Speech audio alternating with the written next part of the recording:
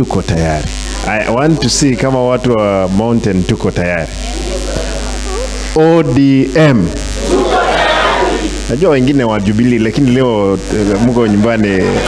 Kwa hivyo nataka nisikie vizuri. ODM. Asanteni. You're welcome. You know, I'm surprised that in the Mountain na nyinyi mnalia. Mnalia? I thought you are in government. I thought you are part of the shareholders.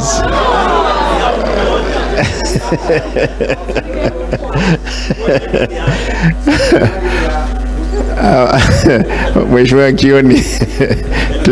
I was with Mheshimiwa Kioni in Parliament. I'm happy to see the other two gentlemen who came after us. How I wish that we can be able, this is a forum, we can have a discussion, candid discussion. We see how we can help our country. And how I wish that in the future, again, as the people of the Mountain, you may decide, even me as Simba Arati, I can be the president from Nyanza. Ama kuna wengine si watu wamekomaa, lakini mambo ambao mmeongea yote, the effect is heavily felt across the country. Mimi nasema kwamba tuombee hii serikali ya Kenya Kwanza iendelee vile inaendelea. Tunaombea Mungu, tafadhali tuombe Mungu aonekane namna hii, na ndio tutaweza okoa Kenya yetu. Kwa hivyo I wish you guys well.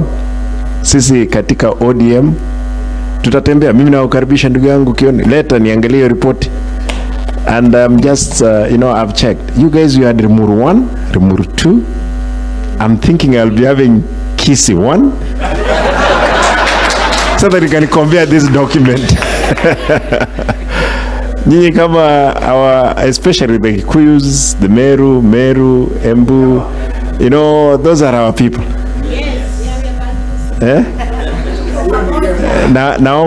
Naomba tushikane mzuri, tuone kama we can be able to build. And this thing of the devolution, how I wish it worked, we would not be having this problem.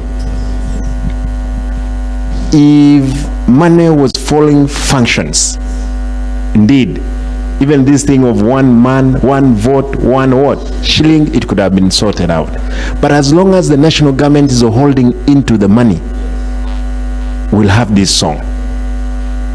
Kwa hivyo mimi nataka niwaombe nyote tushirikiane, tuombee hii serikali, Mungu aijalie iendelee vile inaendelea.